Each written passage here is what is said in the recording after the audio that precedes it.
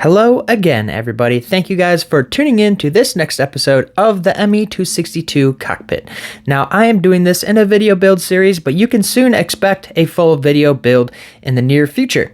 This is a video build on the Me262 Cockpit. It just turned out really good, so I wanted to focus and do a more detailed, specific video for you guys to follow along on this journey of a German cockpit.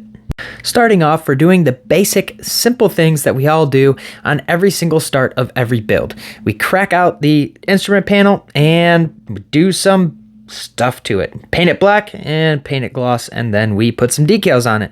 The decals in the Tamiya kit are really good, and they have some colors on them as well. So this makes for a very good reason to actually put in the effort and put these on the actual instrument panel itself. I just set these into place and I put multiple coats of Mark Fit on it, eventually sticking it to the model. Moving on to the cockpit. Being that this is an enclosed kind of cockpit area, it's kind of hard to get your airbrush in there very good. So what I do in these situations is I then separate everything and put them on pegs and sub-assemble everything that I can and then paint the cockpit. And after all the parts are painted and finished, then I plug everything together. While I'm putting some little biddly tiddly bits on these little parts, which is very satisfying, I want to give you a chance to opt in to listen to my podcast that I just started a few weeks ago. It's called the Model Dude Podcast. I talk about anything and everything model related, and especially 1/48 scale aircraft. It's a really fun way for me to be more detail oriented week by week and let you guys know what exactly I'm doing every week on my bench. And also, there's a lot of tools, tips, and tricks, and also we go through some awesome model news in that segment as well. I talk about some other things too. So go ahead and give that a listen. I'm on Spotify, and you can find it at the Model Dude Podcast on Spotify. So please give that a listen, see if you can enjoy it. Maybe you can take some of that information to your bench and help you guys out a little bit. All right, back to the build. So with this clear part, I tried taping it, but it was to no avail. I really couldn't get that in there whatsoever. I tried sticking to it multiple times, even with my fingers, not just the tweezers, and I really couldn't get this thing on there at all. So I opted to use Micromark Liquid Mask, and that seemed to work pretty good. As you can just slightly dab this with water and scratch it off, you'll see in a little bit. But now that that was masked off, I could then paint it. I don't use a lot of a mix here because I want the paint to actually stick to the clear plastic, as this is a bit touchy. You kind of almost have to deal with a thicker paint mixture so that the paint sticks to that clear plastic. I first prime it with Vallejo primer, and obviously that's acrylic, and then I go through and paint it black with Tamiya colors. I used NATO black, and then, as a modeling disaster, I left it out too long, and it all dried up in one night. So that was fun. I have to buy a new NATO black by Tamiya, but oh well.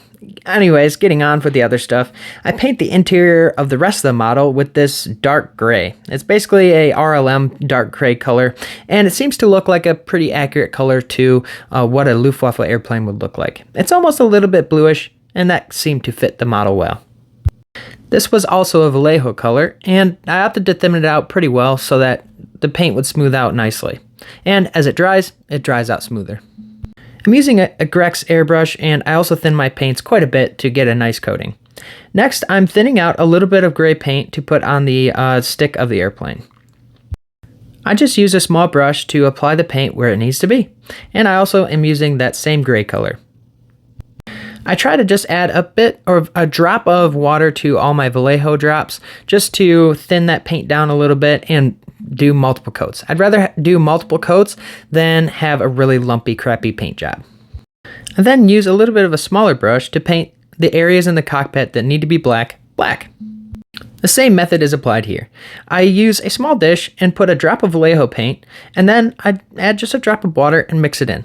That gives me a nice thin paint that I can apply several times to make sure that it dries evenly and smoothly, and so that I don't have any boogers or bumps or anything in the paint.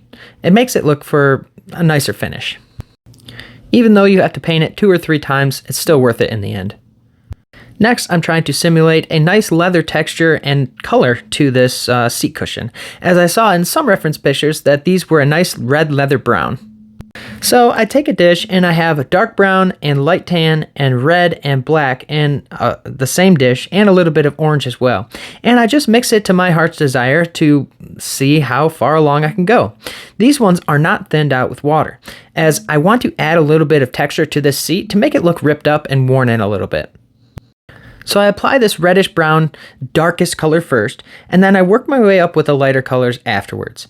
And as you paint and move the paint around the seat wherever you need them, you just keep touching and texturing that seat up, and it will actually give you a nice bristled texture. I then apply the darker orange colors because I want those to be underneath the lighter colors, as that's what I saw in reference photos. Basically here, I just keep adding those lighter colors into that red-brown mixture just to keep it at a base color line and then move it up in the fixtures and where the lighting is going to be. I'm adding more lighter colors as the dark brown is really, really dark. So the more and more lighter colors I add, the easier it is to build this up in a lighter fashion. I lightly apply this around the edges as this is what my torn look is going to be, and this is what's going to be underneath the ripple effect that I cause in a little bit here. But I wanted a high contrast in these areas. I'm just applying the paint where I think a rip or a tear might be, according to some reference pictures that I had seen. Most of them were on the outside, but I put a couple on the inside just for that factor. Then I apply this rust dark reddish brown look to blend that paint in a little bit, and then that gave me a nice receded lighter texture to make it look like it's actually inside the seat that's coming out. And this will be touched up in a minute. Next, I'm using some colored pencils to actually give the edges a lighter, even lighter tone to just add another depth of color to the actual seat itself. I find these pencils really, really handy, especially when it comes to smaller detail parts, as they're really easy to clean up afterwards, and there's really no mistaking going with these. You can pretty much do any effect with the pencils as you can any other wash. These are the AK pencils, and I think they work just as good as any other type of pencil. Next, I'm going to brush this with a lighter tan with a dust form. So I'm giving it multiple textures and multiple different colors, just trying to add the reality that this thing was dirty, had a person in it for most of the time, and, was rubbed around a little bit, pulling some G's in there, you know what I'm saying? Next, I paint all the buttons red that need to be red. For me, I always dread this step. I always think it's going to take way longer than it does, and I always waste a lot of paint doing this step. I always put a huge blob of paint thinking that it's going to take me an hour, and then it takes me 5 minutes, and then I'm done. But anyways, I bought some yellow on to these knobs, as I saw in some reference pictures as well, and that gives it a little bit of contrast, and it identifies the aircraft a little bit. Then I paint the rest of the buttons white, and that's the last color that I do on all my button work.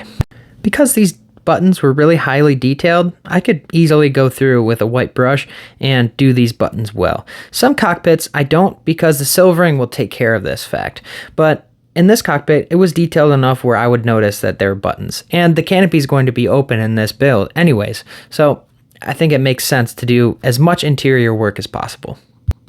Next, I paint the rudder pedals silver, and I opted not to drill out those holes because you can just make it look like it's drilled out. And honestly, you're not going to be able to see those rudder pedals anyways. Next, I do some chipping methods with a sponge on the seat, and whatever I got on the seat cushion, I could just wipe off with water, so it wasn't a big deal. For this method, I use a sponge and I dip it in the paint as much as I can on a certain area, and then I just top it off on a paper towel as many times as possible until like barely anything's coming out, and then I go ahead and apply it to the model. And that seems to work pretty good for my chipping method.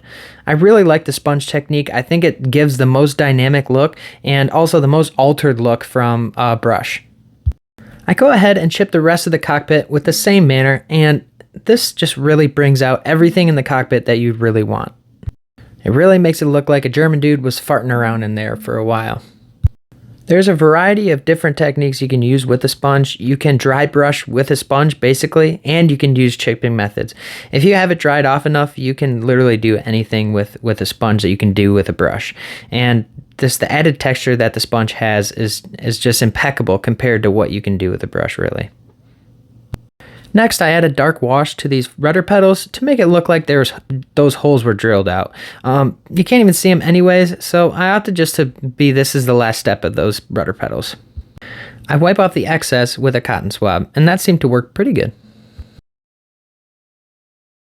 Now that most of the bits are painted, we can go ahead and assemble the rest of the cockpit. Even though the parts are painted, I just use the Tamiya extra thin cement to glue these parts in. And you can see I'm just applying some buff there and some light tan to make that part of the joystick pretty realistic. Next, I'm applying some water to remove the mask that I put on by Micromark. The Micromark liquid mask is actually not for latex paints or acrylic paints. It literally is for oil paints. Anyways, I just use a toothpick to chip away that thing. I just put a couple coats of water on it and then it's able to be chipped away really, really easily. Even though it's not for acrylic paints, it still works for acrylic paints. I wouldn't use it on a bigger surface, but on small surfaces like this, it works just fine. And as you can see, the gun sight really does look really good.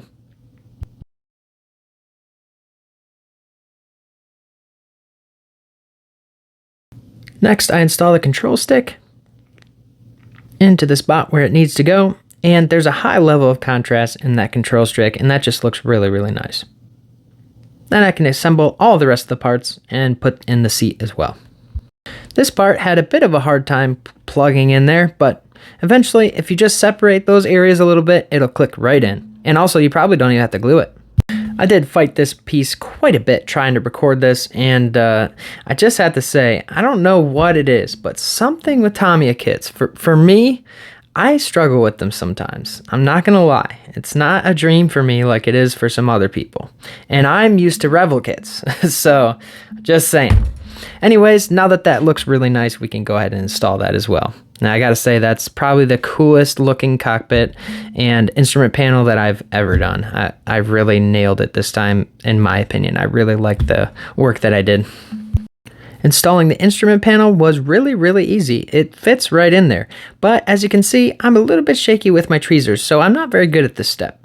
I try to make it as satisfying as possible, but let's be honest, we're all modelers and we all deal with the same stuff, so you totally get it, I'm sure. And the interior of this just looks really superb. This, like I said, is probably the finest interior cockpit I've ever done, and that's why I wanted to do a specific build on it. If you have any questions, just let me know down in the comments. You can ask me anything. I try to seriously respond to everybody. I don't get to everyone, but I really do try. And now that this thing is all built together, you'll be seeing an Me262 video soon. I also want to give a good shout out to the Model Geek podcast. That is a great podcast to listen to at work or on the drive home. I'm really, really just so happy those guys are still rolling and putting out great content for us to listen to. I learn a lot from those guys and get a great kick out of all the jokes and just the shenanigans that go on there. I also want to shout out another podcast, the Model Mojo podcast. That is a great podcast to listen to as well. It's a tank dude and an aircraft dude, and they have a great friendship and they talk about models. It's a lot of fun. So give those guys a listen and give also the Model Dude podcast a try. I am working out every single little kink and trying to figure it out as best as possible. Also, I want to say that this is a naturals wash to make this look a bit dusty, a bit lived in. And this is a great little technique that I found.